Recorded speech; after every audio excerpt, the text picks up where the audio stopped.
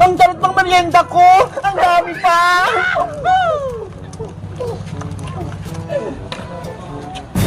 Si Princess, nakatambay sa harap ng tindahan ni Aling Sonia. Hayaan ko na nga lang. Paparating si Bebang, iingitin ko nga siya sa merienda ko. Aling Sonia, pabili po ako. Ay, si Bebang, bibili sa tindahan, naiingit sa pagkain ko. Hindi naman ako naiingit sa'yo, Princess, no? Kunyari ka pa eh. Ano, gusto mo ba itong pagkain ko? Bibigyan kita. Ayoko niyan, Princess. Hindi naman talaga kita bibigyan eh. Prank lang yon. Oh, no. Ang sama-sama talaga ng ugali ni Princess. Hindi naman ako naiingit sa kanya eh. Panigurado, pinabili ka lang ng nanay mo ng toyo. Wala ka talagang pambiling kikirya. Huwag ko na nga lang siyang pansinin para hindi ako magalit. Aling Sonia, pabili nga pong mantika, tsaka asin. Ano? Mantika tsaka asin yung bibili ni Bebang? Sabi na nga ba eh, inutusan lang siya. Ano ngayon? Kung mantika yung binibili ko, Princess, masama ba? Masama talaga kasi wala ka pambili ng kikirya, madami, katulad sa akin. Hindi naman ako naingit sa merienda mo ah. Tignan mo nga, tigpipiso lang yan. Kahit na mahaba naman to hanggang langit. Ikaw nga wala eh. Bebang, eto na yung binibili mo. Salamat po, Aling Sonia. Eto po bayad ko. Sakto lang ito binayad mo, Bebang. 20 na lahat yan. Ganun po ba? Wala na akong sukli. Kawawa si Bebang. Walang sukli. Wala rin siyang kupit. Hindi naman kita katulad, Princess, ha? Nangungupit kapag pinabibili na Aling Tere. Sarili kong pera yung pinabili ko dito, Bebang, no? Hindi ko kupit. Ano? Nainggit ka na sa pagkain ko? Ang sarap! Lagi mo na lang ako inasar, Princess, kahit wala akong ginagawang masama sa'yo. Bebe, bebe, bebe! Walang pagkain si Bebang! Nanay! Si Princess! Inaway ako! Iyakin! Iyakin si Bebang! May kanta ko sa'yo, Bebang. Pakinggan mo ha, para lalo kang umiyak. Bebang kalembang, kili-kili bang-bang. Ayaw maligo, kaya binato ng tabo.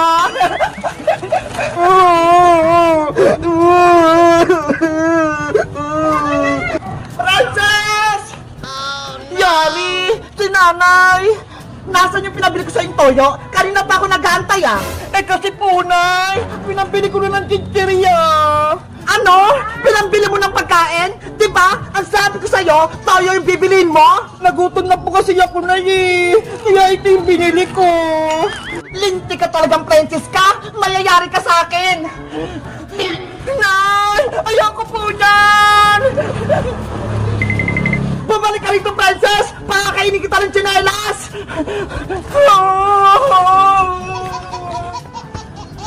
Si Princess, hinabol! Princess, uwi! Ayoko po! Guys, si Princess, inaasar na naman ako. Mabuti na lang, dumating sa Aling Tere, pinagalitan siya. Sa tingin nyo guys, babatiin ko pa si Princess. Mag-comment lang kayo. Bye-bye! I-expel! I-expel! I-expel si Bebang! Principal! Huwag po! Huwag kayong magaling kay Princess! Magalit sa akin si Nanay! Bilang isang principal, Bebang, nakapag-desisyon na ako. Yung ginawa mo kay Princess ay maling-mali. Bilang parusa, ikaw ay... Principal! Si Bebang po!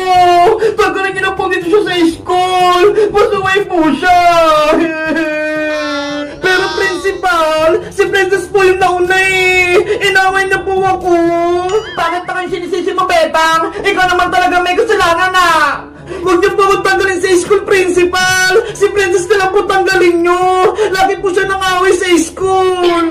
Hoy! Ako po talaga yung papa-expel mo, Bebang! Dapat ikaw yon!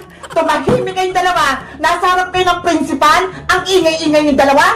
Ano ba nangyari, Princess? Ikwento mo sa akin.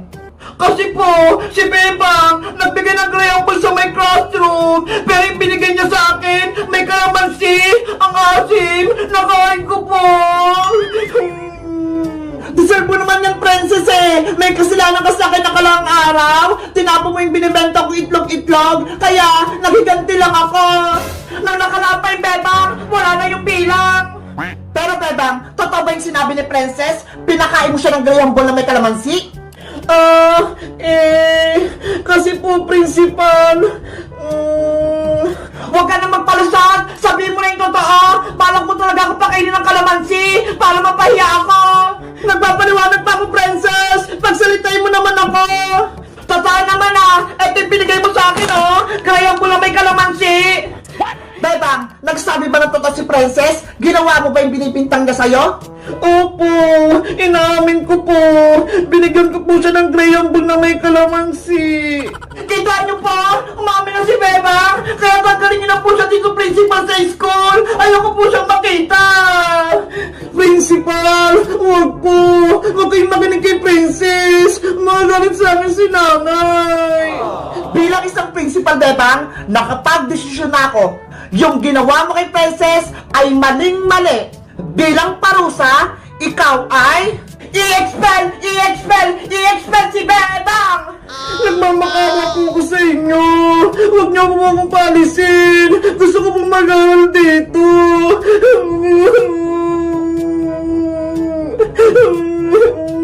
Huwag ka na magdrama, Bebang. May expel ka na. Hindi na tayo magiging classmate.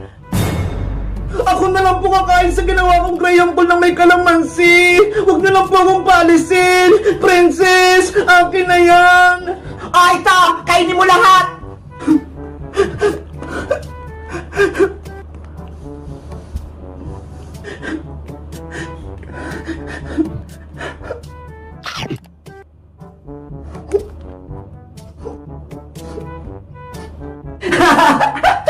Ano? Masarap pa, Bebang?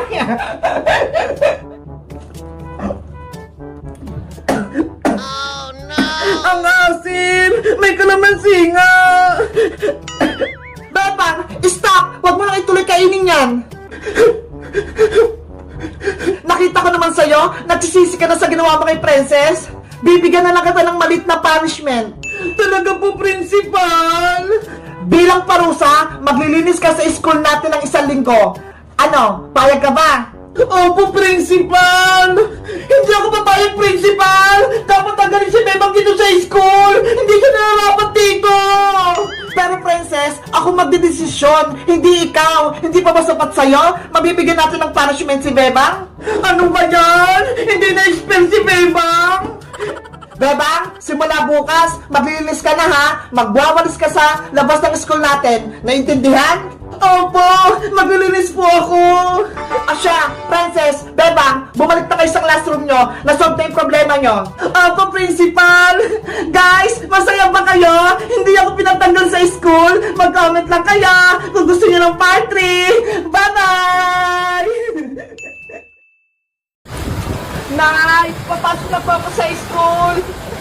Hala, umaga na ha. Alas 7 na. Bakit parang ang dilim pa rin? Hayaan mo na nga, para ako mauna sa school. Yahoo! Nasaan na kaya si Princess? Bakit wala pa rin sila? Hay nako, panigurado, hindi na naman yung nagising ng maaga. Mauna na nga lang ako.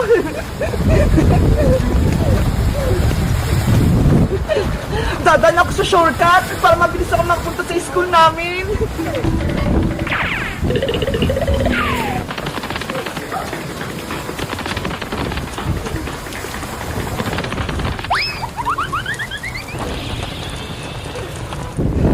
Yay! Nandito na ako sa taas! Konting lakad na lang, malapit na ako sa school!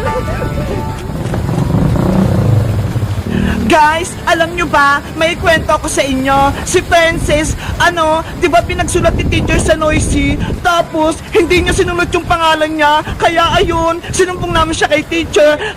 Tulong! Tulungan niyo ako! Kinuha ko ni Kukawa Manika! Wala nang magliligtas sa'yo. Kukunin na namin yung katawan mo. Palayain mo na ako dito!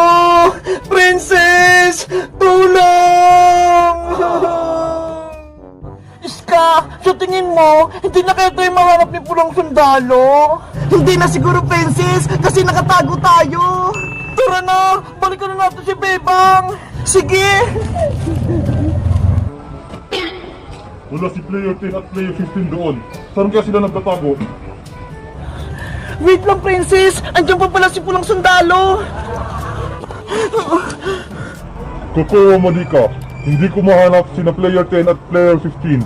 Natakasan nila ako. Huwag kang babalik dito, Pulang Sundalo, hanggat hindi mo sila nakukuha! Okay, hahanapin ko ulit sila. Lagot! Hinahanap rin tayo ni Pulang Sundalo, Princess! Hindi tayo makakalis dito! Ano gagawin natin? Gusto ko nang balikan si Bebang! Hoy, Princess! Iska! Anong ginagawa niyo rito? Naglalaro pa rin ba kayo ng Squid Game? Boyong! Huwag kang maingay! Tinataguan namin si Pulang Sundalo! Ayun siya, ho! Eh bakit? Anong kasalanan nyo? Kasi naglaro ulit kami ng Squid Game. Tapos natalo si Bebang, pinutukan siya. Kaya yung ginawa namin ni Iska, tumakas na lang kami. Ganun ba? Mabuti na lang, hindi ako ulit naglaro. Boyong, tulungan mo kami. Kailangan namin mabalikan si Bebang. Kinuha siya ni Kukawa Manika. Sige, akong bahala kay Pulang Sundalo. Huli natin siya. Mag-ingat ka, Boyong, ah. Nasaan kayong dalawang batang yun? Hindi ko sila mahanap. Pulang Sundalo, si Player 10 tsaka si Player 15 ba yung hinahanap mo? Oo, sila nga. Nakita mo ba sila? Nandito sila, nagtatago! Ay, Boyong, huwag mo kami ituro! Huwag kayong mag-alala, Princess. Akong bahala sa inyo. Siguraduhin mo, ha? Lagot ka sa akin! Nasaan si player 10 at player 15? Dito, puntahan mo! Lagot na kayo sa akin ngayon. Humanda na kayo, Princess Iska! Huli na natin siya! Sige!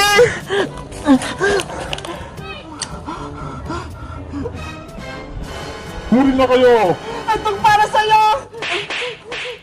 Akala mo mahuli mo kami, ha? Tanggapin mo to! Ikaw ang huli namin, Pulang Sundalo! Bitawan mo ako! Princess! Kunin mo na yung armas niya! Sige! Ayan! Wala na siyang baril! Iska! Talihan mo na si Pulang Sundalo! Bilis! Eto na!